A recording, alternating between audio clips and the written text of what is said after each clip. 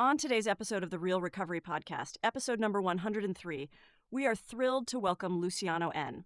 Luciano grew up in Salem, Oregon, shaped by a bicultural upbringing split between the Pacific Northwest and Veracruz, Mexico, and came of age navigating big family upheaval, discovering his identity as a gay Latino man, and finding early community and joy in dance, sports, and music.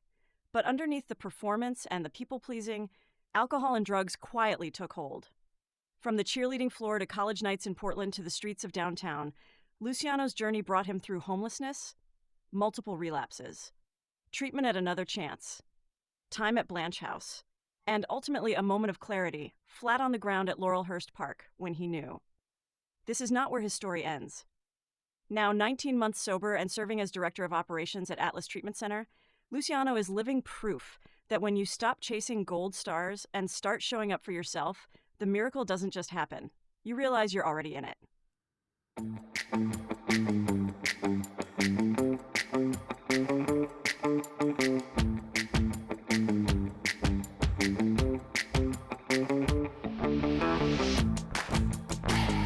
Hello, and welcome to the Real Recovery Podcast. I'm Julie, your co-host. On this journey of healing and transformation, together with my co-host Peter, we dive into the heart of recovery, sharing stories that resonate with courage and inspiration. That's right, Julie. Each episode is a new chapter in this vast narrative of recovery, and we're honored to bring them to you. But keep in mind the perspectives you'll hear are for informational purposes only and may not reflect the views of the podcast or our partners. Indeed, while these conversations can be a powerful part of your recovery toolkit, they are not substitute for professional medical advice. We encourage you to seek guidance from your healthcare provider for any treatment-related decisions. And if you're facing an immediate crisis, or if you just need to talk to someone who understands, don't hesitate to call the Recovery Crisis Line at 503-223-8569. That number is also on our website. Help is available 24/7. Now let's begin our episode Of recovery, real recovery. Well, this is Julie from the Real Recovery Podcast. And this is Peter. Welcome, everybody. And thanks for listening to us today.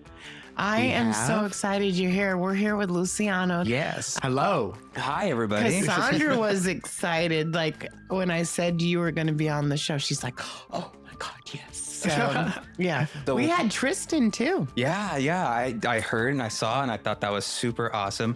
If you would have asked me at 90 days, I was like, man, one day I'm going to go on this show. I don't know when, but my time will come eventually.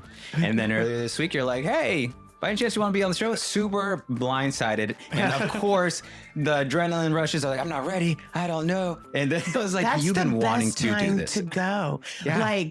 And honestly, we were booking them months in advance. I don't think people's schedule matched up. So now I go like 2 weeks out and try to match them I work now full time. Oh, okay. And so when we started, I worked full time when we started the podcast, but in the interim, I had time off. So it was just, so now it's a little more. Yeah. It's like when I secretaried and I would get people, I'd schedule people in advance to chair, and then they wouldn't show up. Yeah, so far advanced. They're like, cancel. I forgot. They didn't write it down. And it's like, okay, the day before, get someone lined up. Oh, yeah, absolutely. But here's a message for Isaac. Isaac, you need to come back and come on the show. Third time's a charm. Patiently waiting. I'm super I would say excited to hear it. impatiently waiting. I'm patiently, but I would love to hear this Last story. time I texted Solara, is your husband going to come on the show? For those who haven't listened to Solara's episode, Isaac is her husband. Yes, absolutely. In Celio Treatment Center. And what's the name of his housing? West Coast Housing. West Coast Housing. Yeah. So I love that he has one of the only trans houses. Yeah, it's such a beautiful thing. Yeah, honestly. I love that so much. I commend them so much for that. I think that's beautiful. And the really cool thing is that they're just right around the corner from where I work. So I love that. Yeah, it's beautiful. I love that. So I've known you for a while. Yeah. And I'm like really pleased with that. And I remember Recover Out Loud when you and your crew were there. Yeah. That was our first where we did it live. Yeah. And On site. Yeah, Oh, on gosh, site and on a music rapping show. Well, we didn't, there was no plan when we went. It's just like, can you guys be there? Okay. We had 5 days notice. Yeah. We didn't know what was going on or how it was going to shape up. And of course, when there was all this music playing, I'm like, how can I record with all this music? There was a lot happening there for sure. But that had been my second one when I saw you there. I was like, oh, yeah, they're here. And they're like, hey, just say your name, sobriety date. And I got a great collection of T-shirts that night. yeah. By the time I got there, they were all gone. I was like, darn. Can I tell you when Amanda pulled out the True Color ones? Oh, yeah. She was unpacking them and I was there because I have I think 5 now from True Colors. Okay. I love them. Amanda does some good ones. I love it. Did you get the black shirt with the pink triangle and the Narcan on there? Is that the one? I don't. It doesn't have Narcan, but I do have the black one. I have the zip up. I have the pullover. Oh, wow. Okay. And then when we did her story, mm-hmm. we met her at her office and she gave Peter and I 2 more shirts. Yeah, and I have a magenta one. Ooh. And then I have a gray one with pink. Unfortunately for me, they're all too big now. So guess what? And I'm claiming snuggle up to now. I'm claiming all those shirts. Peter can give them to me. So it's all good. They're all night shirts. Yeah, there you go. So I don't know where you want to start. I guess the beginning. Yeah, we can start a little bit about the beginning. It's funny that you mentioned all these CLO and True Colors. Solara and Isaac definitely play a part more than they know. And Amanda and True Colors definitely played a very big part. And it all really ties in. And I think it's such a beautiful thing in Portland community and recovery. But before we get there, let's maybe just back up and talk a little bit about where I came from. Yeah. I would love it. Yeah. So I grew up in Salem, Oregon for 18 years. That's where I grew up. Sprinkling a little bit of spending time in Mexico because my dad's side of the family is from Mexico. Veracruz, Mexico. Very beautiful. It's on the Gulf of Mexico, tropical. Oh my gosh. And our winters here, their summers, they're very, very spicy. Let's put it that way. I love it. Yeah. As I sit here under a blanket, I'm cold. Yeah. So it was a great time every time I got to go. And I just have beautiful memories every time. Life in Salem was... growing up until I was 5 years old before my dad went to college is what us adults would like to say when a family member goes somewhere for a very long time. Guess what? I went to camp. Oh, you went to camp. There you go. Yes. Exactly, right? And I went to camp in Salem. Yeah. When the women's prison was in Salem. I know where that's at exactly. Yeah. Behind... OSP. OSP? Yeah. Oh, okay. Yeah. Yeah. No. So my dad went to college when I was 5. And then that just really, I think, shook my family for a whirlwind. I just remember it being very clunky. I think before then, everything seemed smooth. We had a beautiful life. I had a mom and dad. Things were great. And then when that happened, there was a lot more to it. And I think it just threw both my mom's side of the family and my dad's side of the family up for a loop. Because there was a lot more there than I've ever known. It wasn't until recent that I'm still getting little bits and pieces of it, right? And I didn't tell Cassandra she knew I got in trouble, mm-hmm. and it was big trouble. Oh, yeah. And she would define it as, are you going to be gone for a little time or big time? Are you coming right back? That's what she would ask me when she was 3. Yeah. Little time or big time? Yeah. And I'd be like, just little time. She's Just like, no time. more big time. Oh. So I understand how someone could be. Yeah, it was intense. You're young, you don't know what's going on. Everyone's scrambling, things are changing. A lot was happening, but I'm just like, oh, everyone, we're going on vacations, we're doing these things. And one thing that I did find out is that my dad had taken the fall for everything. He never mentioned anything. And I found that out recently from my sister, and I kind of, commend him on that. And that was very courageous of him to do and just hold his part. But that kept him in college for 8 years for sure. And when he married my mom, he had a green card. But, because of, that, he definitely was sent back to Mexico. So growing up, it was just, after that from 5 to 18, it was myself, my mom, my 3 other siblings who have a different dad. And they are definitely their dad's children for sure. They're wild. They're fun. They're very outspoken. And it was really fun growing up with them. There's, 2 sides to every coin, but they definitely, there's opportunities. Yeah, there's opportunities to learn. That's the polite version for everything. A really fun way I love to describe it is like, my mom was living her now single life era. So she was kind of going out a little more with her friends. She had this freedom. And then my sister was in high school And so she was throwing like these little like parties inside the house. And my brother right above me, he was like super punk rock, throwing like thrashers in the garage. And this is all same night, right? And then my oldest brother is like fleeing from the cops. And so this is all happening in one night. And I'm just like sitting there just like, doop, doop, doop, doop. What a lot to take in. A lot to take in. It was some wild times, but honestly, like it was cool to see how different they all were and take a little bit from that. And, you know, they all were intelligent, have beautiful hearts at the end of the day, right? It's just, you know, we're all discovering ourselves. Yeah. And my little brother at that time when my dad had went to, we could say jail now, or prison, we had decided I love camp. No, just kidding. We left my brother over in Mexico. I thought it was for the best at the time with everything happening. My mom thought, you know, we couldn't really take care of him. So we left him in Mexico, and he stayed there for about 5 years. And then he came back into the picture after 5 years. So at this point, you know, we're just like, we're trying to make ends meet. My mom, you know, now she's the only provider. She's working like really these hard jobs. She's cleaning services, just, you know, trying to make things go. Yeah. And there was so much family in play. Like, you know, I'd spend a lot of time with my mom's side. That's who I mainly grew up with. And then on the weekends, sometimes I'd go to my dad's side. And me and my dad's side aren't like the closest, I would say, but, you know, they're family. And they, you know, they had different outlooks in life. And we were just, you know, there was a clash. There was a lot of, I guess, background family drama.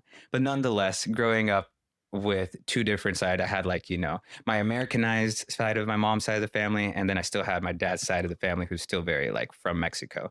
So it was really cool. I just got a lot of diverse kind of pulling back Two and different forth. belief systems. Yeah, I grew up probably. actually like, there'd be times where I was like, I would just purely speak Spanish. And there would be times where I just purely speak English. And it would just go back and forth depending on how much time I'd spent in Mexico or with the family. Wow. So yeah, it happened for a long time. And then I started to stay more, like I started to stay back from my dad's side because there was so much going on. Things had happened, a lot of family drama. I was like, you know, as I became a teenager, I was like, no more. And I think that really happened when my dad got out of jail. He got out when I was 13. And so I went to go, you know, stay with him for a whole summer.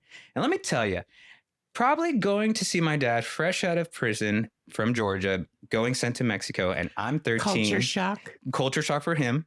Me, I'm going through puberty. Find this out when I get there. That mesh up. I'm on all sorts of different emotional feelings. Yeah. He's trying to regulate and trying to figure out his life. So there was, unfortunately, this time where I was expecting more from him, and there was only so much that he could provide. And so I think my expectations of my dad, you know, I had my family who hyped him up. I mean, they spent more time with him by that point, Well, I right? think when someone's gone, Mm-hmm. we, you know, I think I did a different situation, but my parents divorced when I was 9 months old. Okay. And I didn't live with either of them. And I think because my dad wasn't there, Yeah. he got all the grace, you know, because he wasn't, you know, when I seen him, it was just a good time. Right. So he got the grace. Yeah. And in all actuality, it really wasn't like that. My mom was the one working hard. Yeah. But she was also the one punishing me, you know, and the one that, you know. Yeah. Good But cop, I think bad when, cop. yeah, when I think they're not there, you build up like a fictitious thing and it almost makes it more desirable than it really is. Oh, absolutely. Yeah. I mean, the big takeaways, I mean, you know, I would still talk to him on the phone and write to him. And he was very sweet and very intelligent and very caring. And like, those are the qualities that I know I got from him. And my mom tells me all the time, like, you got those qualities from your dad. And I'm like, man, I just wish I would have been able to, you know, physically inherit them and see them all the time. But they're there nonetheless. And so after a whole summer, the last time I'd been in Mexico, at least visiting family, was back, it was about 19 years ago. Yeah. And spending time with, and I mostly spent time with my grandma while my dad was trying to figure out work and life and stuff like that. And after that, you know, I was in a very upset mood. So I was like, enough's enough. I'm shutting my dad's side out, shutting my dad out. And we're just I'm independent. I can do this. And that's really like, I was already kind of doing that growing up because so much chaos was happening around me. And I was just like, I got this, you know? And I just put this belief, like, as long as I keep pushing and believe like that I can get through this. And like, it was never like very intense or terrifying, but I needed to be my own support system. Same. Yeah. And I learned at such a young age. And, I mean, my mom loved me, my sister loved me, like, but at the same time, there was just like, but who takes care of you? Yeah. You. Yeah. I want to learn. I loved to cook when I was little. I would used to like make breakfast for my family in the mornings, like pancakes and stuff. I was super, like at a young age because I just thought it was a great idea. I was like, look, I made some food. And so I fell in love with doing those kind of things and just being self-sustainable. I just found that like, I don't know, very empowering. Yeah. And just like, don't worry about me. Like, you guys have so much going on. I got me. It's okay. Don't worry. Leave me alone at the house. I got this. Yeah, I know I used the stove you told me not to, but look, I didn't burn it down. I proved to you that I can do this, you know? And that was a great thing to kind of just be, I think it was a great thing. And also a thing that instilled in me a little too hard was like, as long as I keep one-upping myself and keep having to prove myself. So growing up, one of the big things that was like big dampers, I was a pretty big kid growing up. My family makes jokes about it. I was very skinny when I was like 5. And then when we were in Mexico, an uncle was like, he's just looking too thin. So they did this little Mexican ritual voodoo-ness, cracking an egg on my belly and beating me with some bushes. And next thing you know, right after that, I was just a very, very big kid, like overweight kid. And we just always joke like that was it. That was the reason why. My mom put it very nicely. Probably the nicest thing she ever said to me was, "You're not fat. You're just pleasantly plump." Oh, right. There you go. And right? the first person that called me fat, I was like, "No, I'm not. I'm just pleasantly plump." Yeah. Like, yeah, hello. Yeah, duh. I believed it. Like, she said it in such a good way that I was like, yeah, I'm just, Yeah. you're not realizing that really I'm fat, but yeah. Yeah, no. So the way I combated that lack of confidence is as I loved sports. So I really got into basketball at a young age. My mom was a basketball player growing up, so I got into basketball and that saved my life. That was like my very big outlet. I was like, cool, this is something tangible that I can learn how to get better at and achieve goals at. And so I stuck with sports. I love basketball. You know this, right? Yeah? I did not know that. Oh my God. Because Sandra played fall ball, spring ball, tournament ball, summer ball. All the balls. My dog's name is Duke after Duke University. Some of the best basketball. But yeah. It's my favorite. Dude, I love that. I love basketball is my main sport. So I kept kind of to myself in middle school and just kind of really focused on sports in school. And then I got into, actually, let's start with the first time I ever used any drug or substance. I was a 7th grader. So it was 13. 12. I was 12 and I was hanging out with some like family friends that happened to just live in the neighborhood. And then, they're smoking weed and they're like, come on, let's try it. And I was like, no. And they're like, well, you know what? Just like do it. So they convinced me to do it. Then they convinced me to go egg someone's house. We got caught immediately. So now I'm high for the first time. The cops came. I'm trying to like hide my face because it's a security guard at our middle school. Oh man, just worst experience ever. Like the first time when you get in trouble for egging a house. And they're like, let's do it in front of the house. I was like, no, it's a bad idea. They're like, yeah, no, we'll be fine. There he came just right because we're down the street. And so that was wow. Yeah. So for that definitely put me off real quick. I was like, never again. We're never doing anything like that. Right. Yeah. And then I get into high school still like really focused on sports and just my grades. And I think it was my sophomore year, things just really changed immensely. So much had happened that year. I had started to realize my sexuality. I was like, oh my gosh, I don't want to be like those guys I see over there. I want to be with those guys. Okay. Well, that makes more sense. All righty. That actually makes way more sense. Did you know? I had an idea, but it was just, I had a friend who gave me this book as a joke. And it was actually about like these 3 different guys in high school who all were like, there's the jock, there's the outspoken gay, and then there's the one who's like in between. And so I was just hitting all these points of relating with the athlete and the person who wants to be outspoken and the person dealing with like, should I be out? Should I not? And so it's just like, I've read that book in 2 days. Did you feel accepted through sports? Like an acceptance overall, or like you mean being in school? Like, did sports like give you an in? Oh, into the school? Yeah. Yeah. Well, in high school, I was doing the most. Let me tell you. At that point, I was like, if I can outdo myself, I'm going to. So I was playing tennis. I was doing cross country. I had wow. done cheerleading. I had also been an advanced choir. I was doing all the things. You sound like Wow. Cassandra. Yeah. And that was my thing. I was being a youth leader at the time. I was getting into religion that same year, my sophomore year.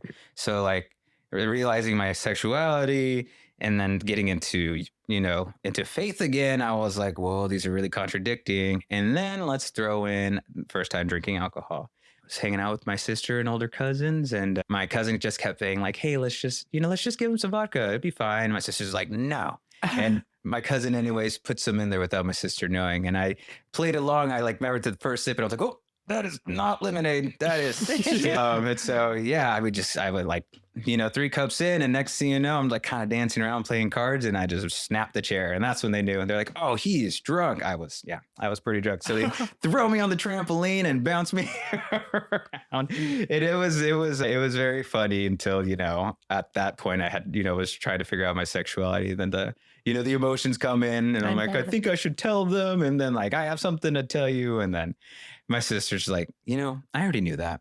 And that was like, I'm glad my sister was the very first person I told that to, because, Totally accepting. Totally accepting. Love it. Like, I had my mom, but my sister was like the tough mom at times. Like, she loved to be like my mom as well.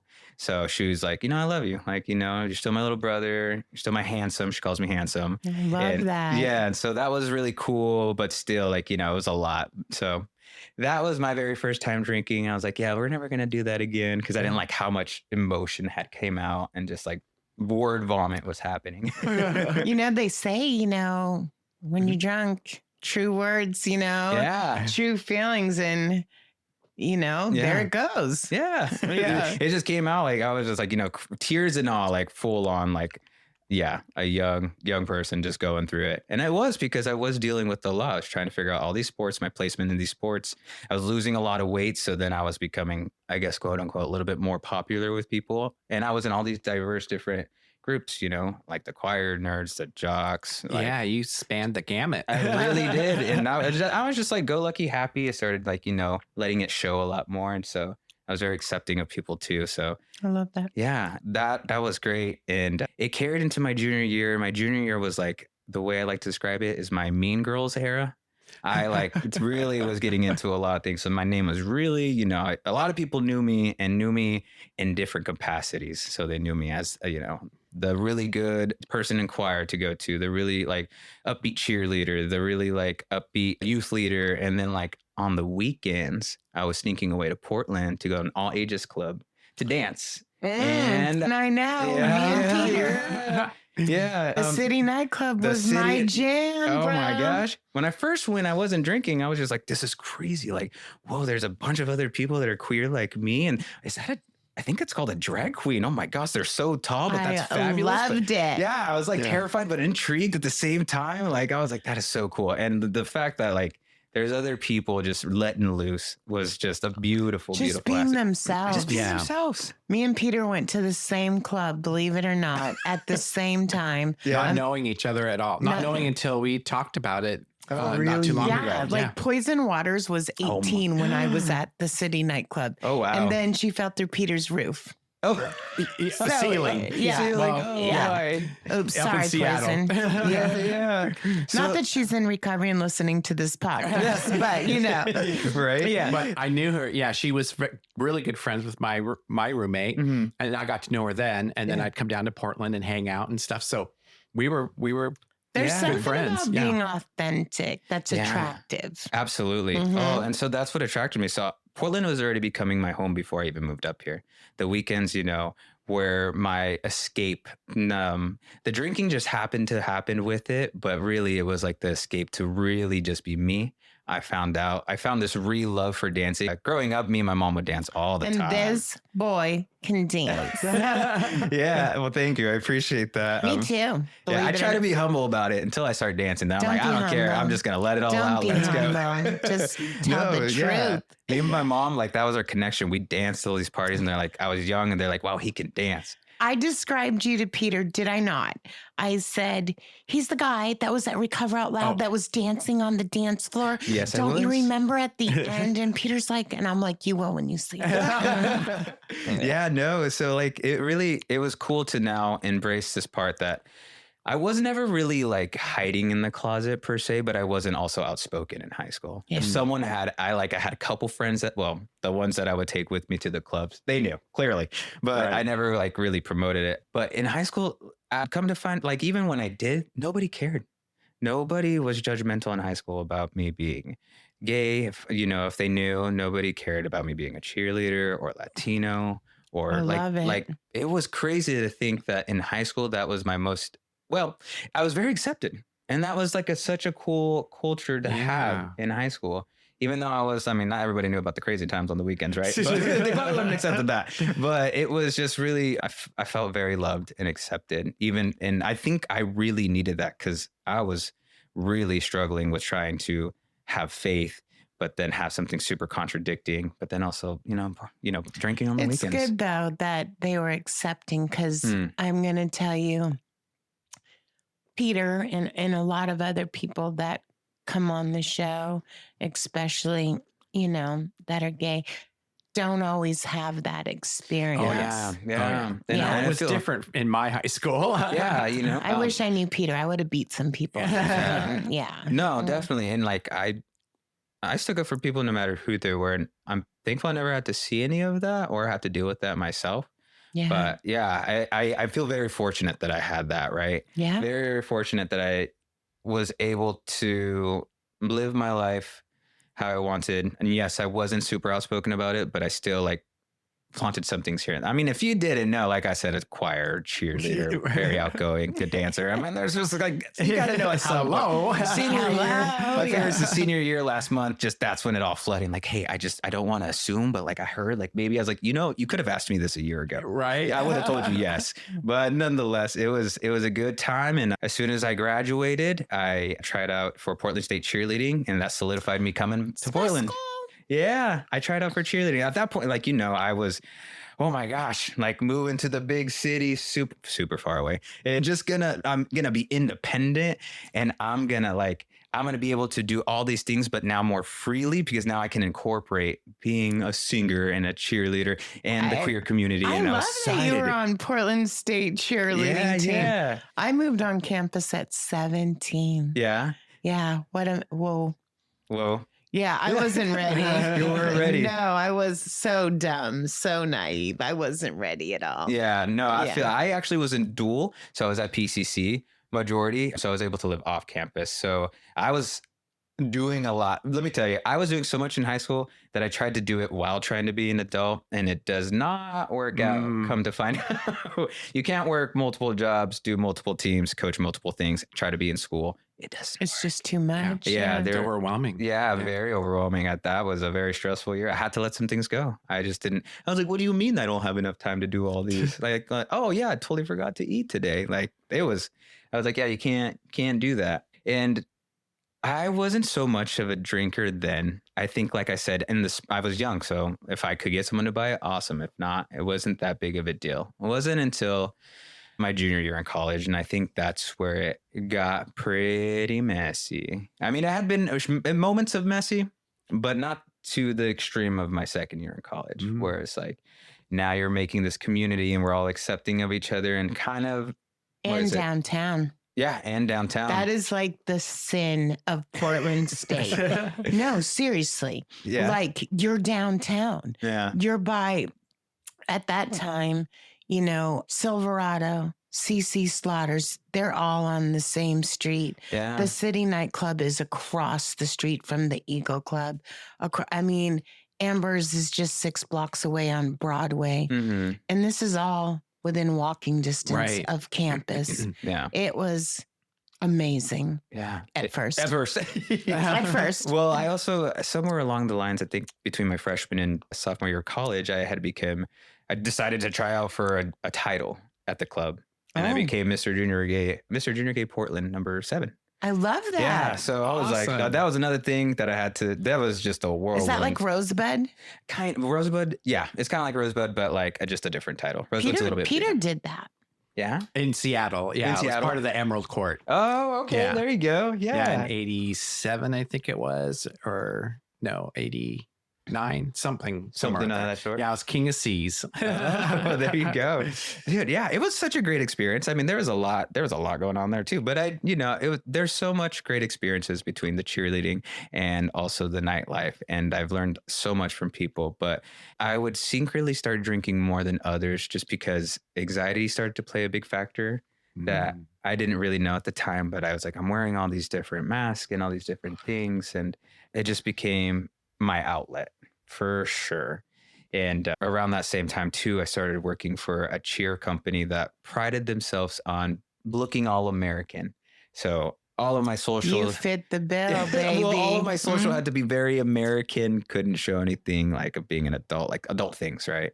Which totally understandable. And then I don't know. There was a lot to it. It was very prestigious in that sense, but I did it for 10 years and I got to travel around the nation and do cheer camps, work cheer camps. Yeah. And competitions as well. That was beautiful. That's amazing. Yeah. And so when I'm in college, it's the college thing. We're all drinking, we're having fun. We come to find out we're like to rave. And then that's when, the drugs start coming into place and the drinking is overwhelming. And from just drinking one night a week to like drinking 3 nights a week. And yeah, just it became very chaotic especially for how much I was trying to. What was the do. underage dance club you went to here? The Escape nightclub. Oh. Yeah, no longer exists. But No. yeah, I was just curious. Yeah. I think at the time maybe it was called The Zone. Back before that, I don't know how far I'm back. a lot older than you. But yeah, Not that much. Oh, you just don't eat. My child is 33. Come on now. Yeah. Yeah. So And I didn't have her early. So there you go. yeah. Oh, wow. And yeah, this is all happening before I was 21. So like me and alcohol and then hints of drug were really getting close. And like it just became my life. Started doing coke and Molly and just things that made me feel good. And there was really good community within the people that I had, but we just happened to also use a lot of substance at the same time, Wow. Yeah. I've always wondered like what it would have been like if we were just able to do it without it, if it wasn't so needed at the time. Like it would. I think it's so fluent, for a lack of better term, in the gay community even. That too. I'm just telling you, like, compared to, like, it was just like, for me, it was just the norm. Yeah. I think not using was the abnorm. Yeah. And that's how I felt at least. I'm saying fluent as hell. Yeah. Just, Oh my gosh. Yeah. And when you're young like that, like I remember back then, you could do all kinds of stuff and be right up at fresh in the morning and going on, for real. Yeah. I I was like next day with like 4 hours of sleep. I'm like, let's go. I'm gonna dancing until the sun came out. Yeah. Going to Safeway to get a donut and chocolate milk. I just remember coming out of the city nightclub and it being daylight. See, in my early 20s, I was living on Capitol Hill, and talk about bars within walking distance. I mean, they were like right next door, People would come into the city and come to my place to pre-party. That was where I played the part, and then after the clubs, they'd come for after parties. Yeah, so. absolutely. Yeah. Crashing everywhere on the floors, couches. Yeah. Then you go for breakfast. Yeah, exactly. Yeah. Oh my gosh, that's so funny. Yeah. Yeah. So it was a lot of that happening before 21. And I think what I realized too is that how I said that I didn't have any of that pressure about like my identity. I started to get a lot of that in college. There was a lot of people who were very like homophobic, or especially in the gay community, there was a lot more different ways that people would perceive me or want to label me. And I'm like, that's new. I'm not used to people trying to put me in a box like this, know? Like, just like, oh, you're very either like flamboyant, or they're like, oh, you're too masculine, or oh, you're like this, or oh, you're probably that. And I'm like, I'm just me. I don't know how to. Exactly. I don't know. Like when people are like, oh, are you this or that? I'm like, I'm Luciano. I always say that.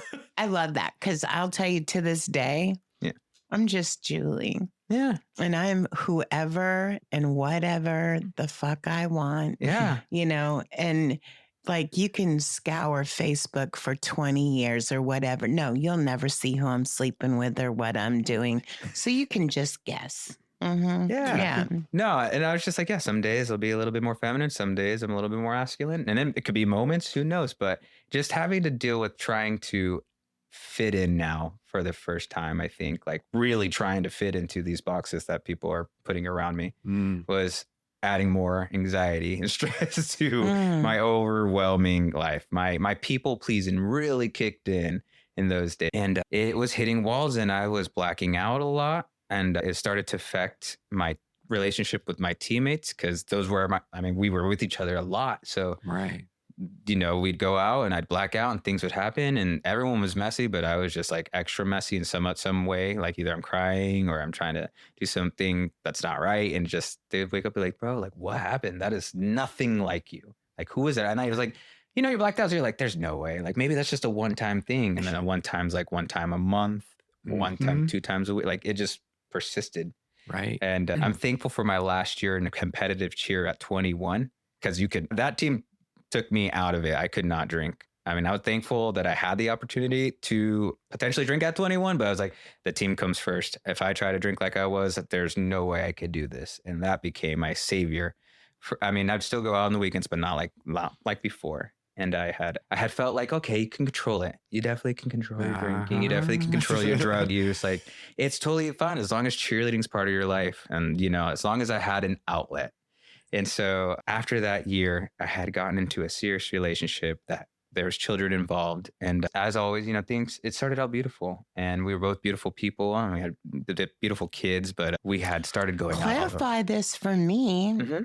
I just want to be nosy. Oh, no, you're fine. So did they have kids before you met them? Yes, this is their kids. Yeah. Okay. Yeah, so that's where I was going. Okay. Yeah. I had to know. Yeah. Okay. So he had 3 kids. Whoa. Yeah. And he also was trans. So, and that was something that I'm a very open person, but that's just something I've never experienced in my life. And so I didn't know when we were first dating and then I found out later and there's part of me is like, I could, it was a lot to handle, but I was like, nothing changes of the person that I was hanging out with, having great dates with. And, let's give this a shot. So that makes total sense to me. I was just wondering where you got the kids. Yeah. No, I just want to know, if you bought them, traded them, Yeah, I got them from Mexico. Actually, just around. No, they definitely were beautiful kids and they were very spaced out. So at 22, I had 5-year-old, an 8-year-old, and a 13-year-old. Wow. Yeah. Shit. And I was like, okay, I'll be stepdad. I got that. I had big family. I can do this. And, I was not ready for that. I will say that for sure. Parenting, I don't care what anyone says. First of all, it's one of the hardest jobs there is. There's no perfect manual. Mm-hmm. Okay. And then to take on someone else's children. Yeah. Whoa. Yeah. In those age brackets. Yeah. Mm-hmm. It's one thing when you have them, I think, growing up, but just to get them. Right. Yeah. And they're already molded a different in different ways. Yeah. They're a little different styles, a little this, a that. So it had gone on. I think we were in a relationship for 3 years and then we broke it off. And then we still tried to play family. And I think that's where we messed up. Unfortunately, it really confused the kids. It confused us as friends, but not friends, like still trying to play this family role. Very codependent. And that was, our both faults. We both couldn't say no. Like we both had to leave. And as the years passed by, so I think 7 years into this, 3 years of, being together and 4 more years of trying, it's just, there came a point where I was a long time. Yeah. I was drinking. Now it's getting serious. Now I'm drinking on the weekdays and after work. Cause I've always been a server or a bartender. Because your personality. Yeah, because my personality. So, that's a good thing, though. Oh, yeah, I loved it. It was, Izzy can talk to a box and he can. And he can, him being a server, I've been there. And it like just shines, you Yeah. know? So I get it. You do have I've always this- had this performance aspects. If you're looking down of everything I've said, you know, performance has always been my thing. Yeah. AKA like a mask at times, right? So I got really good at it. No, in serving, I think you do have to do that. Yeah. Like people are yelling at you and just like, all right. Or yeah, play a I'm different sorry. role for every customer. Every Yeah, customer is every different. customer's a little different. Yeah. Yeah. Yeah. So, you know, I was just drinking so much and I always told myself like they needed me. And I had this notion in my head for so many years until one day, I mean, it was already apparent at this point, but one day I was like, had to sit back. They're now teenagers / young adults. And I'm like, oh my gosh, I keep telling myself they need me. And it's not that they need me. It's that I need them. Mm. And that was such a hard pill to swallow. Cause now at this point I had become everything I told myself I'd never be. I was like, I'll never be like any of the abusive boyfriends that my mom had. And I wasn't abusive, but like I would never be this dark person for kids to see. Right. And, you know, I never really yelled at them or anything, but I was just like drinking a lot. And, you know, they understand normal me. Especially the older ones. Yeah. And drunk me. Right. Yeah. And I was just getting emotional and just not really adding anything to the family except maybe a burden. You know, and they loved me no matter what. And they always, you know, hung out with me and stuff. At that point, like I was not there for them to help. I was out there to help them. They were there to help me. And I had to tell myself, you have to cut this off. You have to. You're shut still this so off. young at that time too. Yeah. I had to cut it off because like, even with them, when I was like living somewhere else, I would pretend I was totally fine somewhere else.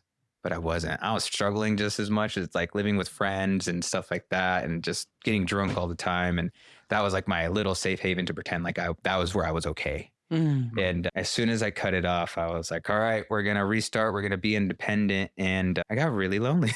I was already lonely, but then now cutting that off, like I had no crutch except for the alcohol and drugs. And you're isolated now. And I'm isolated in the pandemic. And this is all happening around the pandemic too. And so like now we're drinking heavy. Like me and my friend, we thought we partied before the pandemic. We were just, we were drinking. Like you needed an excuse. You know? Well, in isolation and the world's ending. We'd wake up, work out, make some food, and then drink the rest of the day. And that was our days for months. And so I knew it was a problem.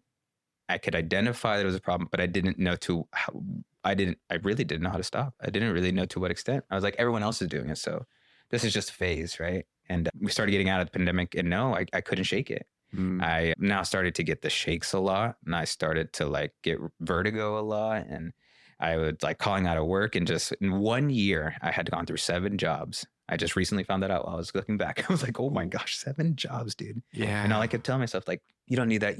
I have this really good mask and present at interviews and I'll show that I'm worth it. And that's when I'll start over. And then the next one I'll start over. And then the next one. And it was just bad news bears. And I had gotten to the point where I was living with a cousin and, you know, we got into it a little bit and I would walked out and I was like, I'm not going back.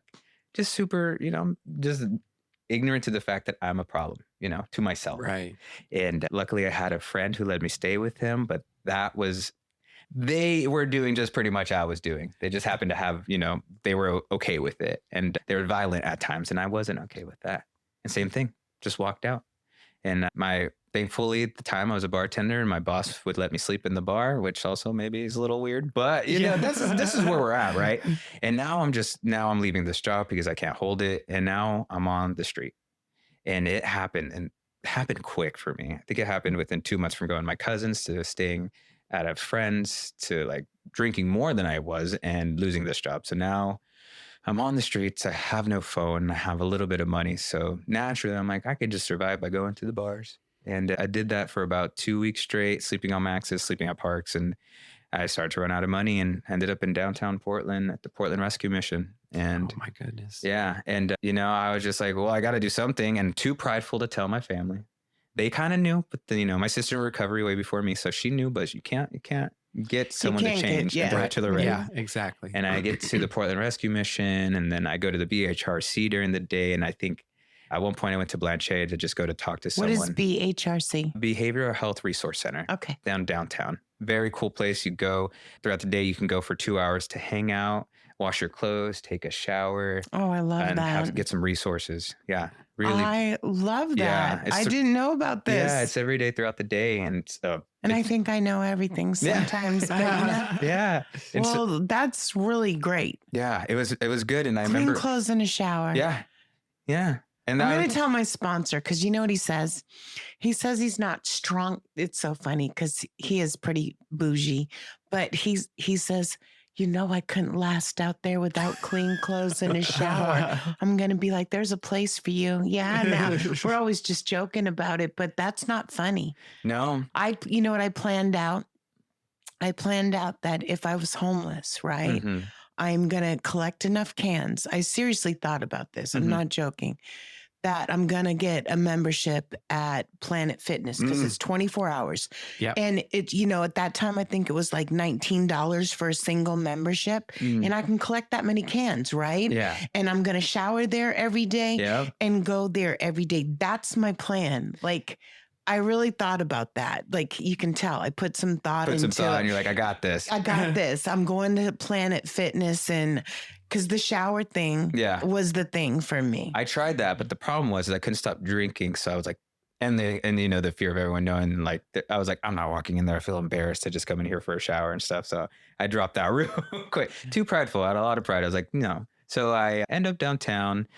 Portland Rescue Mission wants me to be part of their program, but I really wanted to go to Blanchet because I heard so many good things previously from friends who volunteered. And the guy opened the door. He's like, hey, we're closed, but like, if you just stay sober for the weekend, I think we can get you in.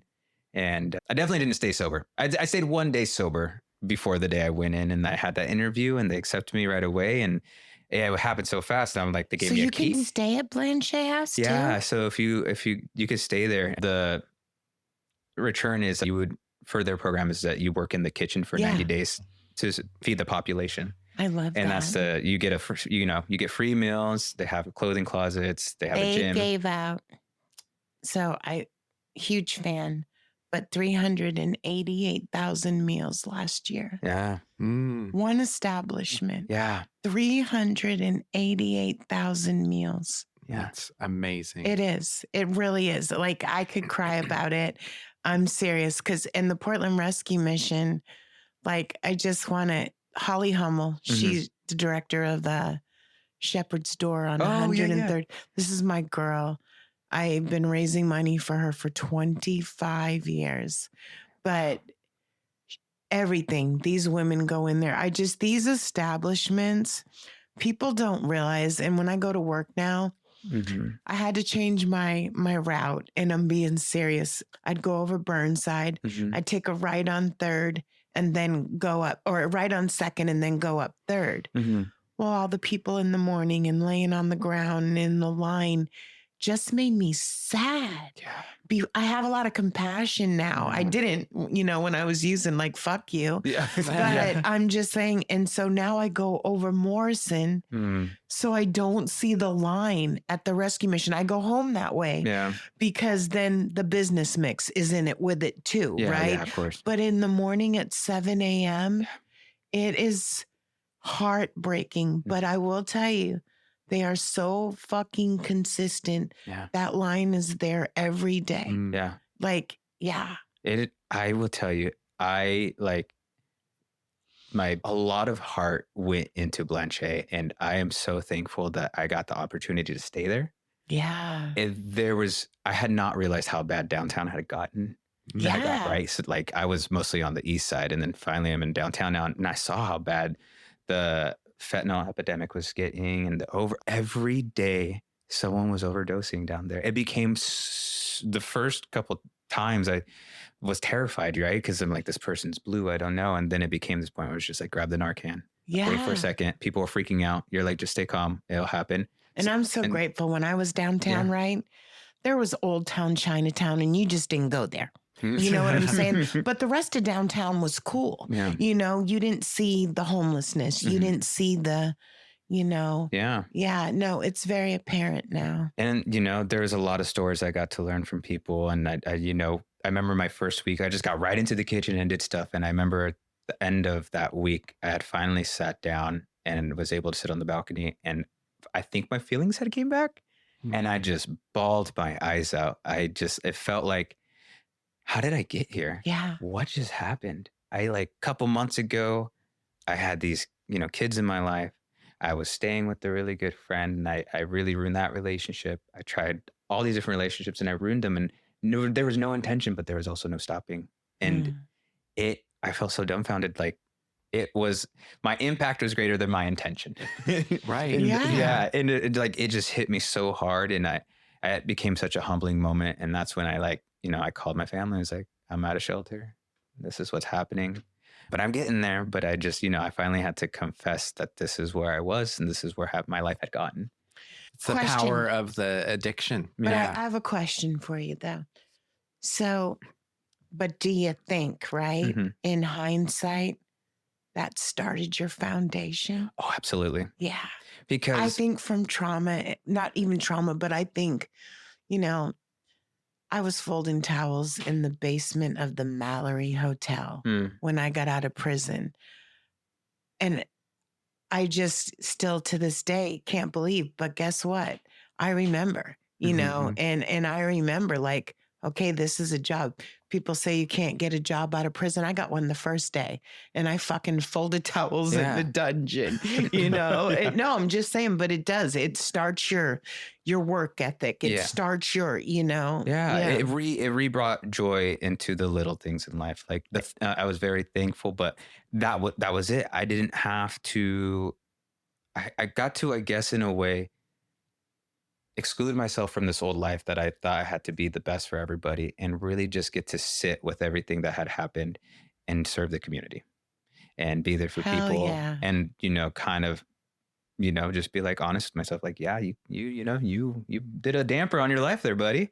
But at the same time, I didn't beat myself up. I had to be like, the motions of prepping food, which is very tedious, and just doing these motions and helping people and seeing how, seeing things with such a clear mind at that point was like very humbling and an experience that I'm very thankful to have had. And some people with that, you said seeing them clearly, some people can't do no better than that. Like that is, you know what I'm saying? Like where you can, right? Yeah. But you see like, whoa, this is real for them. Yeah. Yeah. This is like real. this is real life for them. This is, And it was such an intense environment to be around, but also very nice when you just get to tell someone like, hey, I hope you have a good day. And that's all they needed to hear. Right. You don't have to talk to them more than that. Sometimes I don't want to talk, but just saying that was enough.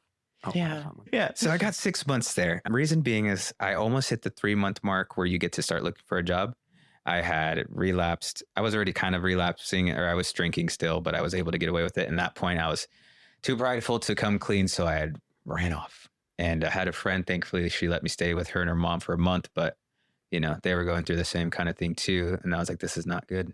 And I had some more grounding from that first 3 months at Blanche. And I asked them if I could come back, and they're like, yeah, we want you back. We're back. And I was like, woo. I was like more thankful. I was like, okay, I got it this time. But the one thing I will say about Blanche is, it is really about getting your feet planted and rebuilding. They don't have so much like an SUD program, a substance use drug program, right? And that's what I really needed, but I didn't know that. And so I still had this notion like, as soon as I finish this, I can go back to drinking. I just got to prove to myself that I can handle it. Right. So come right towards the tail end of that third month, it was New Year's, relapsed. Yep. And I'm like, gosh. Look at but that time I owned up to it. Christmas and New Year's, the Bermuda Triangle. Exactly. Yeah. And that time I owned up to it. I was like, there's no point in lying. Be honest. And and that was one of the first times where I felt like I wasn't being sneaky about anything, that I was like, I have to be honest that I did that. Yeah. And they were very understanding. And I had, they were very saddened that happened, because their rules are like, if you do that, we have to let you go. But luckily they gave me a week to figure it out. So thankful for that. And so I'm like, cool, now I got to figure out like, where do I go? How do I do this? Do I go to another shelter? Like just another whirlwind of terrified feelings. And one of the peers there was like, maybe you should try to go. Have you ever tried going to treatment? And I was like, well, what is it? And they gave me the number to Another Chance. And luckily I was able to meet with them the next day. And they're like, my man, John. Yeah.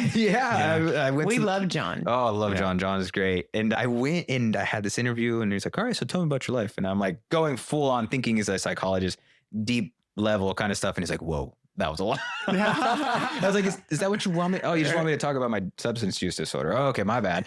But it was great. And he was very loving and accepting. And I got in and got into a sober home. And I got into a sober home out in Aloha. And I think that really helped getting away from Portland and the nightlife and being around everything. Dude, I paroled, like, I went to Beaverton to be the fuck out of Portland too. No, because I didn't fuck off in Beaverton. Yeah. My mom was there. So and like, quiet, I was quaint. more scared of her than the police. For real. Yeah. And straight up. Like, and she knew everyone. So I didn't, no, I went to Beaverton. And Beaverton, it is beautiful out there. Yeah. And you don't see the addiction like you do here. Yeah. Mm-hmm. So it definitely helped a peace of mind for sure. You know, going from downtown, helping almost everyday people overdosing and fights and things like that to very quiet and like. Did you go to Another Chance West Side? I did. At first I started East Side, but then I went to West Side because. And there's a difference, baby. Yeah, there is a difference. But I went to the nighttime West Side and I had got that because I had gotten a job at a credit union. And my mind at that point was blown. Like the stars aligned. And I'm like, I went from being on the streets to being in a shelter to now I got a job at a credit union. And I was like, I'm not going to tell them where I'm at. I'm going to finish treatment. And I did it. I was able to work and finish treatment. I invited my family to my graduation. And, you know, I was very proud of myself, but still at the time, just there was still a lot of heart in like trying to prove myself and trying to prove that I can beat it. And it took me a long time. Mm-hmm. Me and Peter say this all the time. We're not what we are when we're drinking. Mm-hmm. And I'm going to tell you, I spent 20 years trying to make up for going to prison, trying to make sure that I was the mom that you could look up to, climb the corporate ladder so that I was, you know, at the top and stuff like that. And I have to tell you, it's a hard lesson to learn. Yeah. You know, 25 years sober, work too fucking much, you know? And I think Peter, same thing, you know, with his job. I think once you come to better terms with that, you come more into yourself. Yes. Instead of trying to prove everything to the world. Yeah. Well, you know, there was a lot in that time. I think I was trying to prove that I am a good working citizen and I'm, you know, doing better for the community since I'm not on the streets and being a hooligan, right? Yeah. I was like, and I'm working on myself by going to treatment and my family knows. So now we're making better ties with them and I'm making a better name for myself. And that's that pride again, right? I was like, I'm making a better name for myself. So graduate, you know, Another Chance. I'm working. I decide that I'm going to move back to Portland and move in Oxford.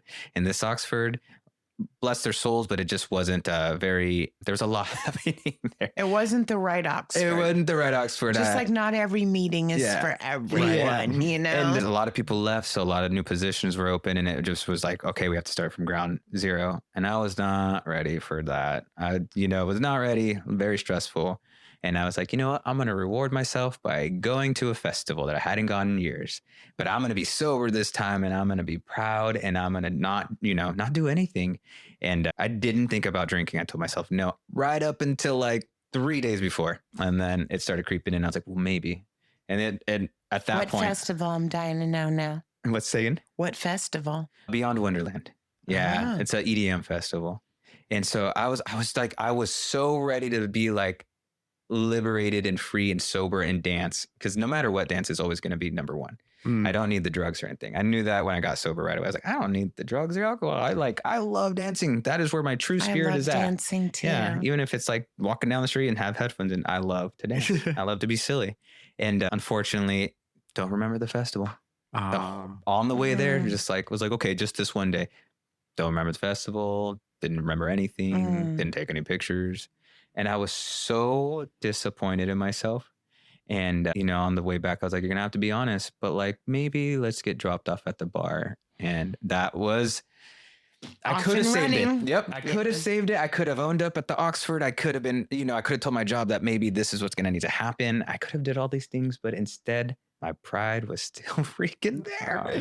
And just 10 days and at this point I have money, right? So we have a nice bank account, and I am every day, just all day bar hopping, just going from one bar to the next bar to a grocery store to passing out at this park. And this is the summer, so I was not drinking that You're much not water. cold. Yeah, not cold. Sleeping outside, don't care. I still have everything. And then started losing my phone, and then was losing my wallet, and now I'm like detoxing or going through withdrawals, and I'm like, it hit me hard. I like fell to the floor, and luckily there was people around, and I couldn't get up, and I was like, just call the ambulance. Like, this is it. And I go to the hospital, and they're like, maybe, yeah, I hit my head at one point really hard, so they thought maybe it was a concussion.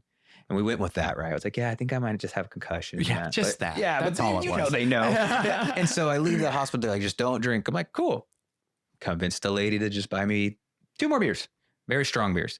And I don't know. It was like really like, I think at that point I had said, I'm done. In those 10 days, it was just like, I'm done. I don't care. I ruined it. There's no point in trying, because clearly I'm just going to keep doing this. And I felt so defeated. And I remember laying in the park at Laurelhurst, and I was like just dying and vomiting mid like sunset. And there's these people that walk by, and they're like, is that someone over there? And they're like, yeah, I think that's just a bum. My heart broke so hard, but I had no strength to me. And I was like, oh, like, this is where I'm at. I'm going to be one with the streets again. And, I laid there for so long because I couldn't get up, and something in me finally fired up. Like, you have to make it back to the hospital, and you have to figure this out, because this is not where your story ends. This is not how you're going out. You're going to vomit in your sleep and you're going to die. This is not where it needs to be. And all, secretly in my head, or not secretly, but the thing that kept here in my head was like, I can't do this to my mom. I cannot. I cannot do this to my mom. She puts a lot of faith in me. And I was just like, I have to get up. So I literally crawling to the hospital.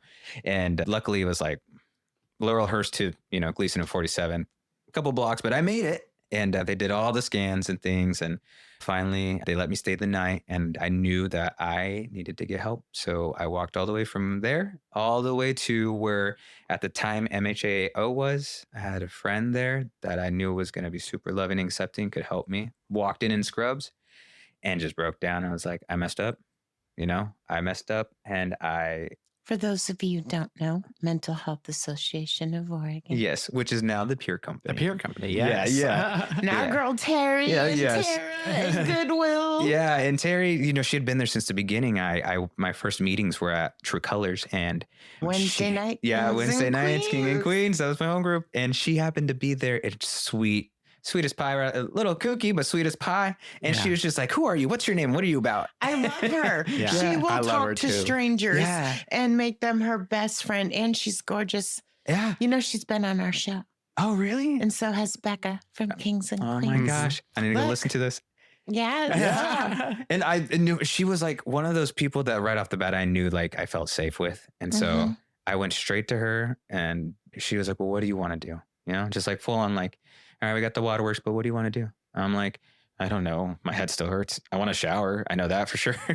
And she's like, well, we can get you into another treatment center and another sober home. And right off the bat, I was like, no, we're not doing that, because I'm much better than that. And I just completed treatment like 2 months ago. Like, there's no way that we were going back to there's no point. And I was so heartbroken and so emotionally drained that I was like, I need to go to detox. I think that's what I want to do. And they're like, well, we can try to get you into here and there. And I was like, just get me into Hooper. They're like, are you sure? I'm like, just get me. I can't people right now. Dude, I chaired meetings there during COVID. Oh, wow. Via Zoom. Mm-hmm. Yeah, for 3 months in a row, every week. And it was kind of crazy, because even though I have the same story, right? Mm-hmm. It's different faces every week. Every week. Yeah. It was a lot. It was one of the best experiences I had. Yeah. Yeah. Talk about service. Whoosh. Oh my gosh. I will tell you, I am very thankful that I went to Hooper.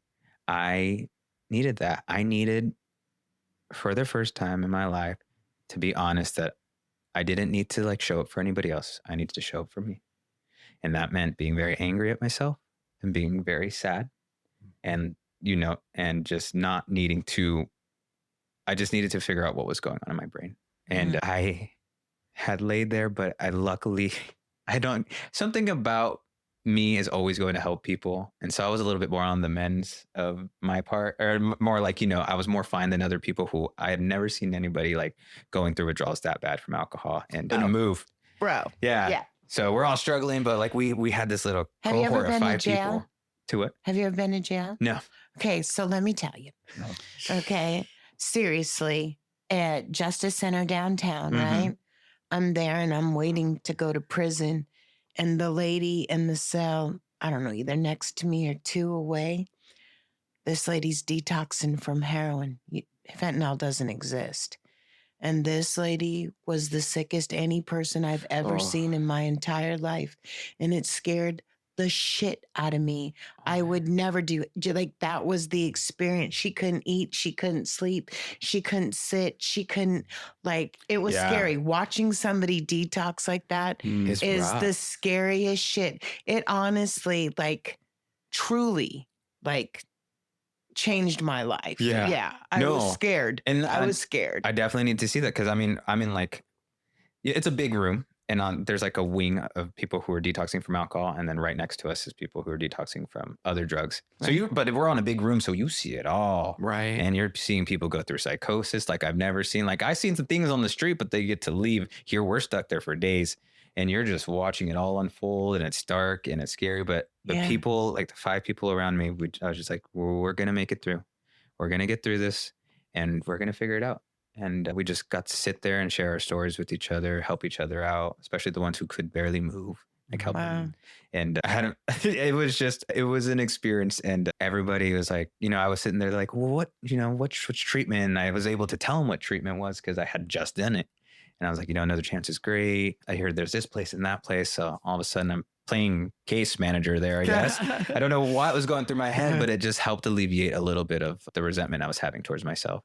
And so everyone's leaving. And finally, thanks to Terry, she had given me a team and they're like, okay, we got you some options. Let's go check out Cielo. Another chance is still there. And we got you an interview for a home. And when I got out. Shout out to Terry. Yeah, Terry, bro. She is, they say the 25 best companies to work for. She's part of them. I never, she's the truth. Yeah. Like, for real. Yeah. I mean, they went to, first of all, when they went to dropping me off, one of the peers went and took me to go get some of my stuff from my house, just like things that I needed. And then took me to go get my phone or like get a new phone. Cause like, I'm going to need that when I get out. And then took me to detox. And I was like, that's crazy. And then one of the other peers went and picked me up and she drove me to Cielo to go see. And then she drove me to the house for the interview. When I saw the house, I was like, I'm going to stay here. And that was Sober Housing Oregon. Yeah. And that was one of Rob Black's house. And again, they're like, what's your plan? What treatment are you going to? I'm like, I ain't going to treatment. I can't do it. I might be able to save my job. No, it was way past. So luckily throughout that weekend, my roommate, he had kept putting in my ear like, dude, there's no shame on going back.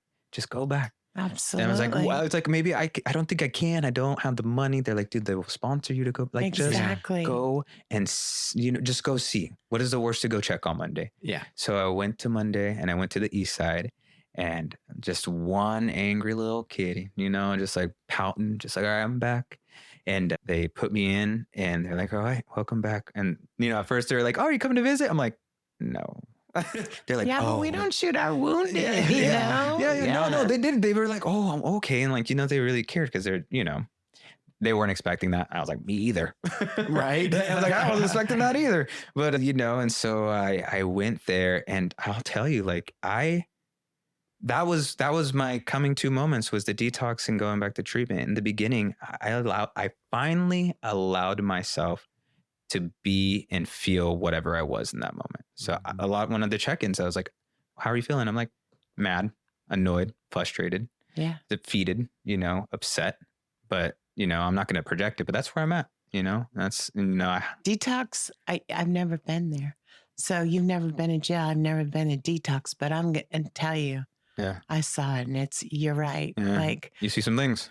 But you know what? If that's what you need to do, then that's what you need to do, period. Who knows? Every person's different. Every person's different. And I think that really was the start of some really good recovery, being honest with myself, being honest, like on everything that happened.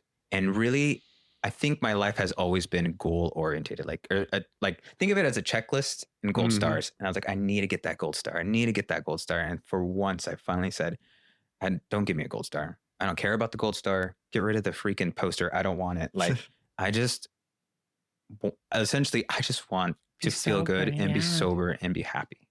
And if that means I have to stay here for a while, then whatever. But I'm going to take it slow. Yeah. I ain't trying to get out of here fast because I don't know what I'm doing. Dude, I have to stay for the rest of my life. Okay. Like, I mean, I go to meetings, because of my schedule, I get there late now and I stay after with the guys. I go to the lunch bunch and extended family. That's my group, Peter's group too. Great group. But, I was the first girl ever. Hey, but I go there and like, I can't not go there. My brain hurts. Yeah. No, my brain will literally hurt. Like I need to be there right now. And meetings calm my brain down. Yeah. Like they calm my brain down. Yeah. And that group is so accepting, Yeah. But I have to tell you, I don't ever want to graduate. Yeah. I feel I want to be in recovery because I don't think you get recovered. You get recovery. You get recovery, not recovery. Look at Terry. Yeah. She's been how long? She goes to meetings. Still goes all the time. Yeah. Yeah. And I needed that structure of like Rob's house is like you go to meetings. You're required to go to meetings, certain amount. And it's only 5. And I went to 1, if not 2 a day. Because I was like, I just need to sit there and be around people. I'm not trying to show off. I just need to be around people and hear the word. I remember the first few days cried a lot because they were like, around fear or around Me too. around a lot of topics that I was going through. And I just sit there and like kind of like tearing up, just like, oh man, recovery knows that I'm very upset, but it helped to really just get it out. Yeah. And I am so thankful that there was such a great group at treatment. Like treatment on the West Side at night are a lot of people who are working, have convictions DUIs and trying to figure out that. Yeah. Super cool, but they're like maybe not all the way ready, and that's totally fine. Whereas like, everybody mostly was coming from somewhere really difficult in their lives in the summer at the East Side the second time around. And so we all clicked so quickly and so fast and just were there for each other and understood that pain. Like I have never felt you, Cassandra, Tristan, right? And others around and just I know. Yeah. It was like, we understood our pains. We understood our frustrations. We understood our making light of everything, but still living in it. One of the more successful groups too. Yeah. I'm very thankful. Yeah. And, and like I said, Stock, we went to that. It was a camping event and that really solidified a lot of our friendships and our recovery. And having that kind of support was beautiful. We didn't have to be around each other and go to all the same meetings. We all lived in different parts of the city. So we wouldn't, we didn't have the chance to always go to the same ones. But when we did, or even when we ran into each other, it was beautiful. It'll still be like that. And it still is. I still see him from time to time. I'm like, what's up? How's life? We're like that with our group, And I will tell you, sometimes they'll be on the train with you and sometimes not, but they got the seat ready. I love it. Oh my gosh. Yes. What a beautiful group and a beautiful time to go in the summer. I just thought it was such a cool and fun group of people. And I took my time with it. I slowed down. Eventually at some point, Rob had asked me to become a house manager, and that I automatically in my head, I was like, no. I'm not going to do that. I'm not going to try to take care of other people. I need to take care of myself. And I luckily had a friend, Anthony, who was part of my home group. And he's like, usually I would tell you no, because you're a people pleaser and you're really good at being good and you'll fake it till you make it while you're hurting. And he's like, but I think it would be really good for you because it will show you how to create boundaries and accountability. Boundaries is my big problem. I'll say yes to everything. And he was right. I said, I said, okay, I'll do this. And right off the bat, I was like, oh man, I have to make some boundaries. Oh man. Yes, we were friends at one point, but now I also have to tell you like the rules. And it was very hard. It went against everything I've ever done in my life, which was people pleasing. And I was like, that it had taught me so much about resilience. And in the time of house managing, a lot had happened that I could only imagine it would happen every once in a while, but I got some pretty intense moments from people overdosing in the house to people getting a little physical. Devlin said this, same thing. Yes. People like, unfortunately overdosing and passing away. And that one was, if not the hardest thing, I've heard of it happening and I was like, I hope it never happens, but it did. And can I tell you, it's real. Yeah. So I say this a lot in our meeting, but it's scary. Sometimes the newcomers are scary to me. I know they're the most important, but they're scary to me because then I start to love them, right? And I'm counting their days with them. Colette is one of them. Yeah. And then they disappear and a little piece of my heart breaks. Yeah. And then I get to know them and they die. Or they end up in jail. And it's true. Like, it's death, recovery, or jail. Like these are literally your options. Yeah. A, B, or C. Yeah. And jail is not pretty. Okay. I'd rather stay and just be in recovery. Be. And when that happened, it had reawakened something in me of like full honesty with myself and how I will let things affect me. So it was true. It was real. It happened in real time. I had to jump through the window and, see someone that I loved so much unconscious there, already way past the point. And it's like, okay, I can't mourn right now because there's a bunch of people who are awake and are all sitting downstairs. And, I had to really think about how do I tread lightly in this very, very delicate situation that just happened. And, it gave me a sense of resilience that I didn't know I still had. I was like, I've been emotional. So can I tell you? Yeah. This is when I get selfish and I'll be like, thank God it wasn't me. Yeah. Yeah. Yeah, you have to. Yeah. Well, what's crazy is I thought like I didn't cry much, right? I cried when they had brought the body down the stairs and out the door and stuff. And I teared there. But other than that, I didn't cry much. And it's not that I didn't care for him or that, I didn't have any empathy, but it was just like, this is freaking real, dude. It is. And he was one of those people who was like a bright star, everyone loves him, a phenomenal person, and just felt like a burden on the world. And just one, he did you just couldn't handle it. And I get it. I really do. Yeah. I don't know if you know, but Cassandra's father overdosed. Oh. And at that moment, I was so grateful that I was sober, right? And that it wasn't me because she needed one fucking parent, right? Yeah. Yeah. And it's really true. Yeah. And it's devastating, but it's when I get wicked selfish and just, it's not going to be me. Yeah. Right. It's not going to be me. It's not going to be me. Like, fuck that. Yeah. Like, I'll go to treatment, IOP, fold towels, wash floors, like whatever you need me to do. I will humble as long as I get to live another day sober and alive. Humbled, not having a big job, like truly when you make it past that and you see that, it is an evolution. Yeah. It is. It really is. And it's sad to see people go that way. But that's when I get a little closer to my foundation and my circle. The Terrys. I have a lot of Terrys in my life, thank God. Yeah. And they're all gay men, but I have a lot of Terrys. Hey, it works. They don't want to sleep with me. They're safe. They're fucking flawless. Okay.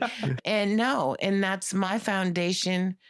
I didn't trust anybody, and it's what it took for me to feel safe. Yeah. And, I think you didn't feel as safe until you came to our group. Yeah. And there's something said to feeling safe. Yeah. And if you're not safe somewhere, how are you going to, how are you going to keep going? Yeah.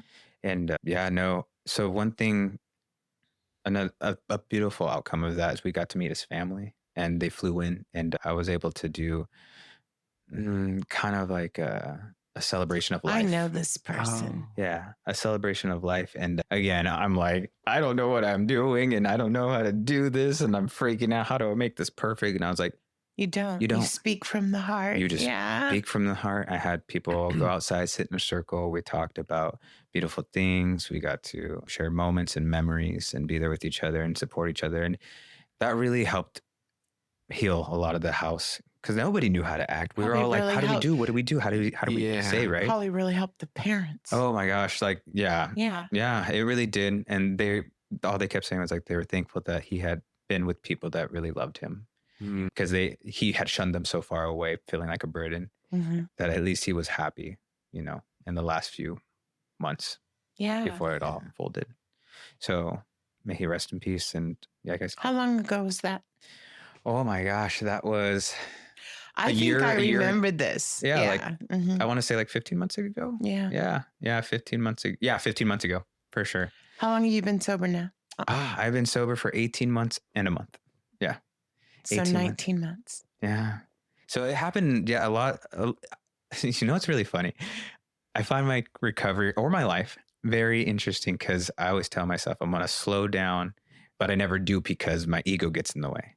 And this time when I went back to treatment, my life didn't slow down, but it's not because I didn't want to do it. Life in recovery was pushing me to do it. Right. And I said, I don't want to do this, but I'm going to lean into it, and I'm going to trust the process. Right. So I'm going to treatment. Then I get asked to be a house manager. I'm learning all sorts of boundaries. I'm learning about accountability. I'm learning how to take time for myself. What? You do that? Who does that? I didn't know that was a thing. Self-care, baby. Had to do it. Self-care. Right. Yeah. And I was just like, all right, like, just doing the thing and learning how to find love within myself through moments with other people's, right? Like giving myself grace when maybe I didn't do the right thing for someone at the house, or not lashing out at people because they're coming from a hurt spot, like there's just so many benefits. A lot of acceptance right there. A lot of acceptance, yeah. And I was like, damn it, you're making me accept a lot of things that I don't want to. Right? But you know what? I believe, first of all, God has big things in store for you. And I'm not talking like money, but I believe this is probably your foundation to other things. You know what I'm saying? I see it. I see you out there. Yeah, I will say, yeah. Like I said, I didn't want these things, but I said, let me go with it. And they have only turned into beautiful moments in my life within this, 18 months. While that's, the first ceremony I had for graduation was cute. I had my family. The second one, I think, is really when I was accepting of myself and who I am and what I'm capable of, and knowing that I can do it, and knowing that I can love myself. And it hits so much different than any, people tell you things and you're like, oh, thank you. Oh, that's nice of you. But that time I had to sit there and listen to how I either impacted someone, or how they love yourself, or how they feel the love in the room. And that's all I wanted, was just to be with people who feel loved and accepted, and feel it in that presence of whether I'm there or if I've met someone. Unconditional. Yeah. And it was beautiful. And ironically enough, the day before my graduation, I went in to go talk to an upcoming company called Atlas Treatment Center, which is where I work now, to just talk about housing and how that works. And he was like, well, what are you doing with the rest of your life? I was like, oh, I'm going to be managing a house, but I might go work at a bank. I had an interview. They accepted me. I might go do that. And he's like, well, what about working here? And I was like, I don't know. Like, people want me to be a counselor, but I'm not ready for that. That would really be pushing it. He's like, no, let's, just do some operational work. Help me build this. And I was like, maybe. And he's like, well, I'll think about it too. And I was like, all right, just let me know soon, because I have to either tell that bank job yes or no. And he's like, you know what? Tell him no. You're going to work here. I was like, okay. And then I had the graduation the next day. So I'm like, cool. I just got a job at a treatment center. And wow, that was a whirlwind. I have, I only know what I know from treatment, but I told him, I was like, you're taking a big chance on someone that doesn't know much. He's like, I'm not taking a chance. He's like, I can see it in you. And I know that you're going to be great. I think that's also where peer services come in. AA is my choice, right? But it's the same thing there. you learn from alcoholics that are in recovery how to live your life the right way. It's the same in, peer services. And I mean, I think it's, people like Terry who take 5 minutes to make the difference in people's, you don't keep it unless you give it away. Unless you give it away. Yeah. And that's absolutely true. Yeah. And I was given a lot. At the time when I got the job in graduated treatment, I was only 4 or 5 months into my sobriety.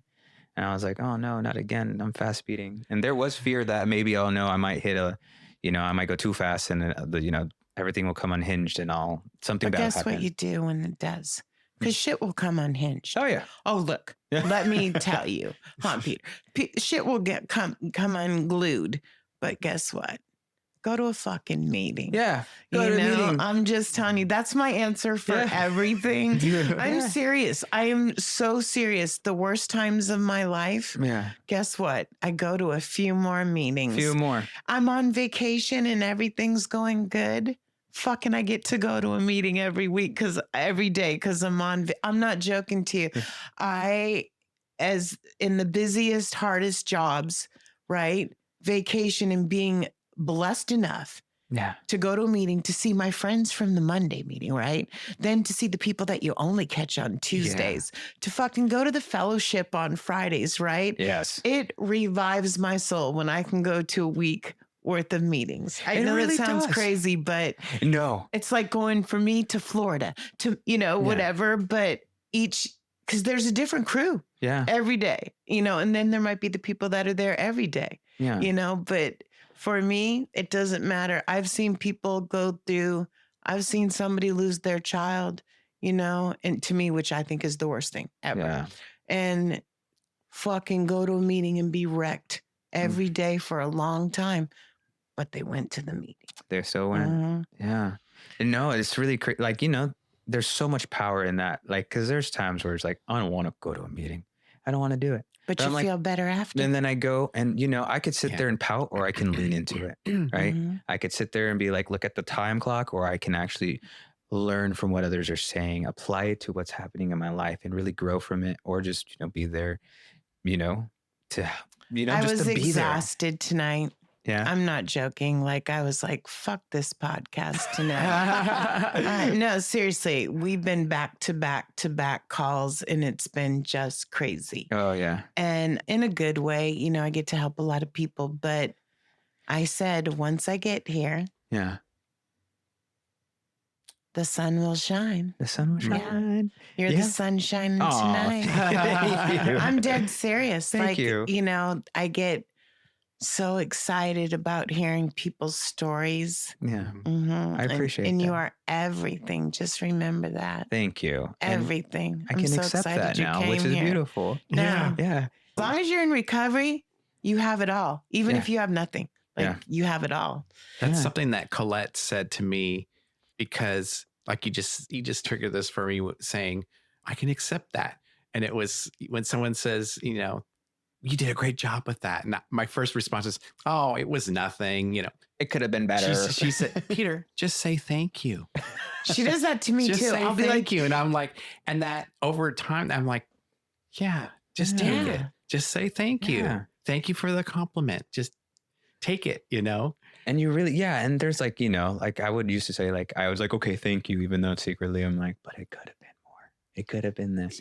And like how, and I could hear it in her voice too. And I'm like, you're right. I should just say thank you. Yeah. Because they are giving you a compliment and I should accept it. And here's the thing.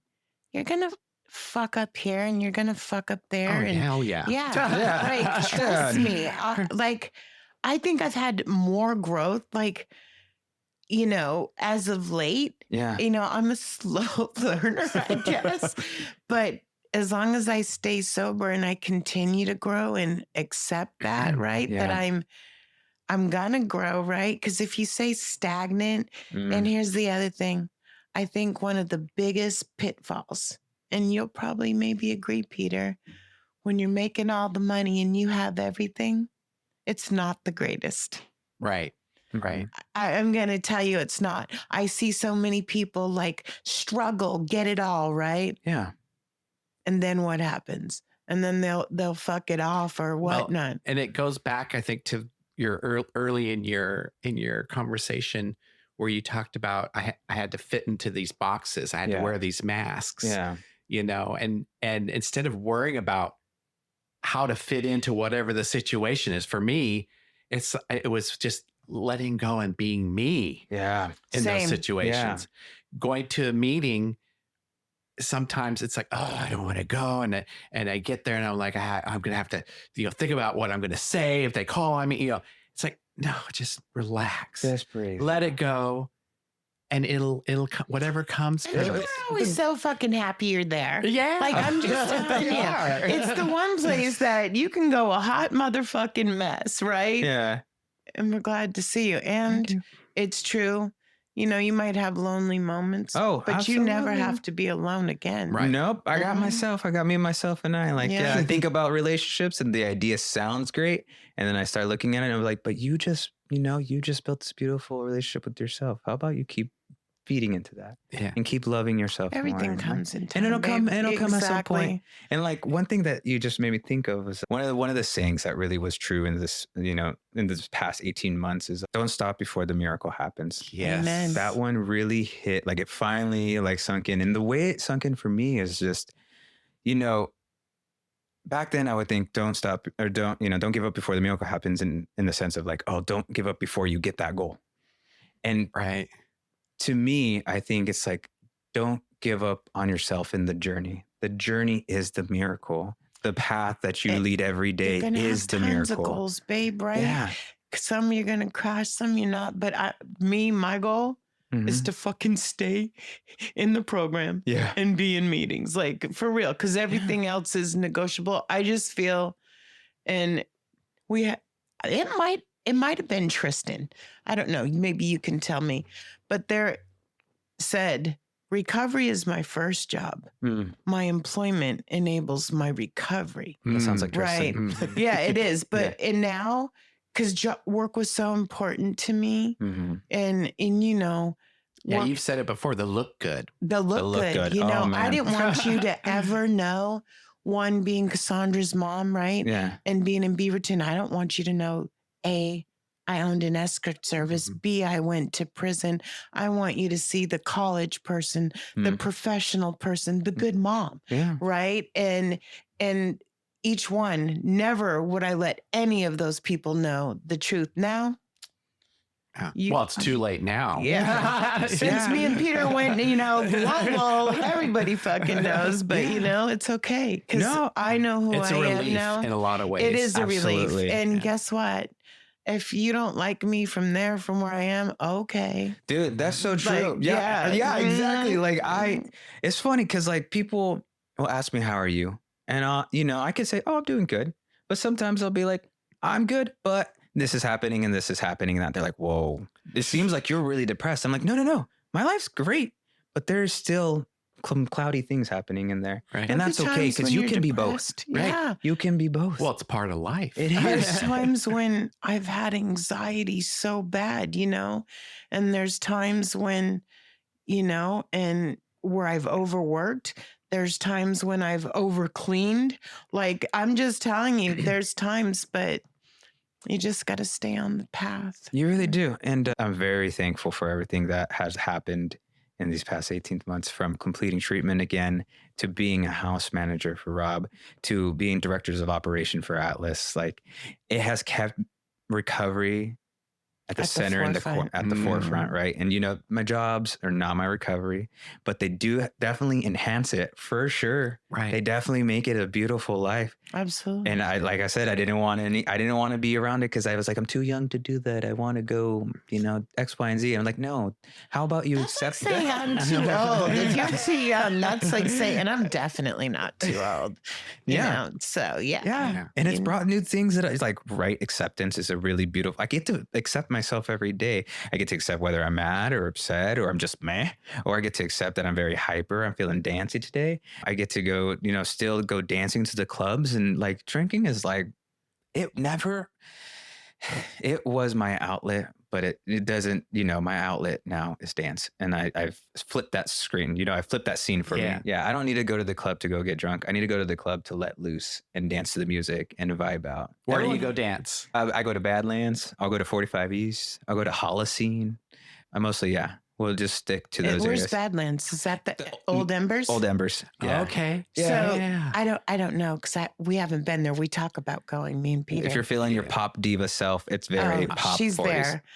I just got a video that I showed Peter from fucking performing on Night Scene, but it was, I couldn't believe it. But anyway, do they still have the catwalk in the back room? They don't. No, they still have the back room. It's there's TVs everywhere, and a lot of the music they play are like to music videos. It's all remixed and it's really fun, but it's very like poppy and fun and just everyone singing along. I just need a beat because I love to dance too. Oh, yeah. Same. I used to care, but I don't care now. Like, I'll just dance. I don't care what people think. I used to care like, oh, what are people going to think about, you know? Yeah.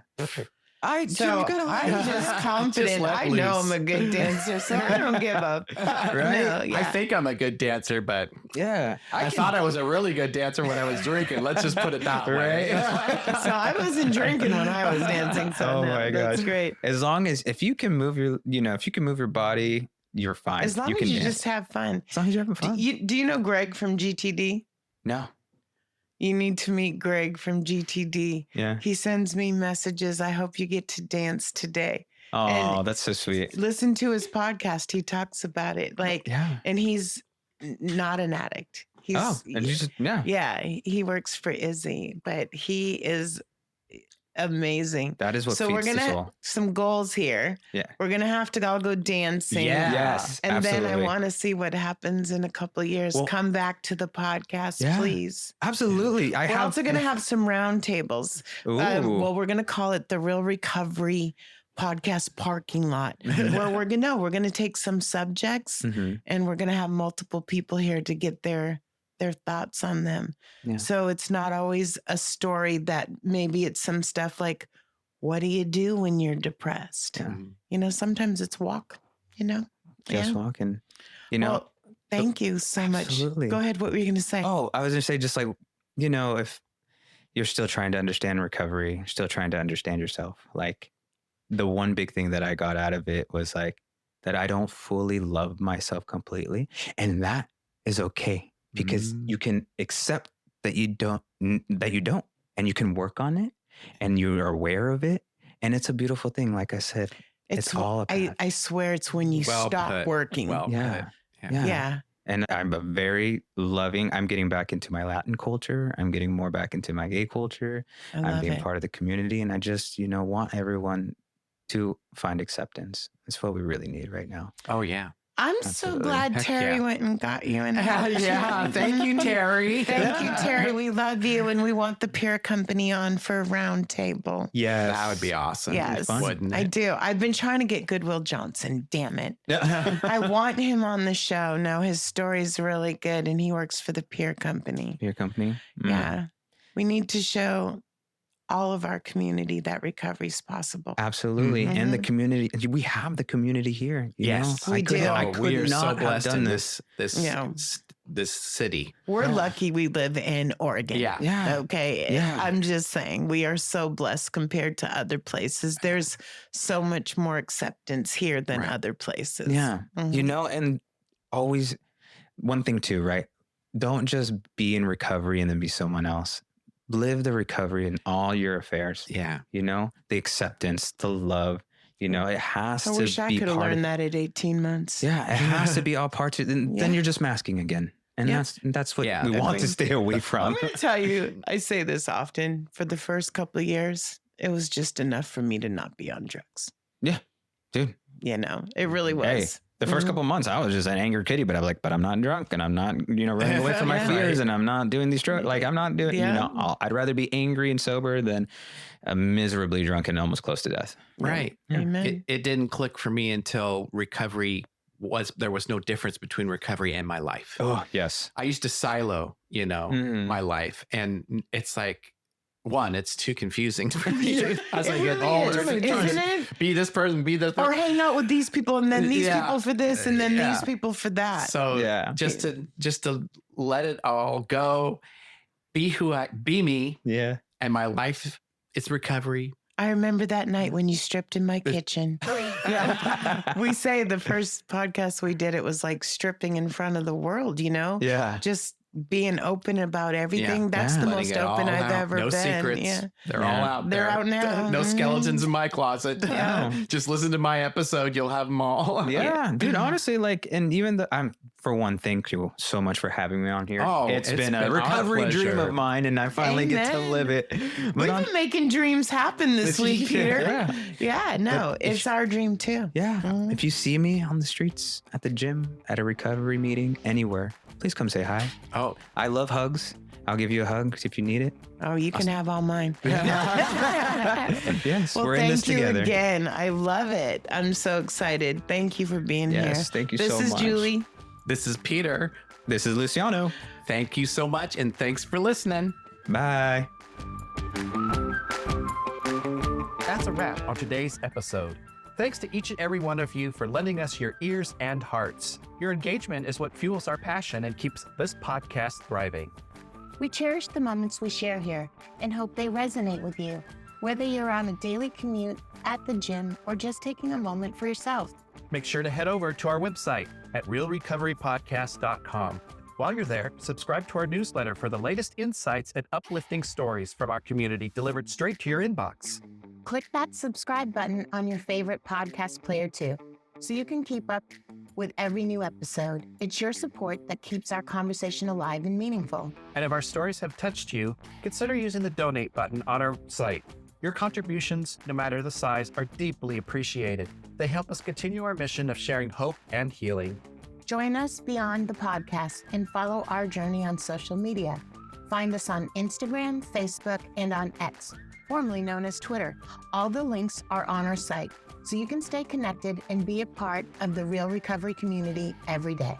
Your likes, shares, and comments not only spread the message of recovery, but also remind us that we're all in this together. So, until we meet again, remember that recovery is a journey, not a destination, and we'll be here to accompany you every step of the way to recovery, real recovery. Thanks for listening.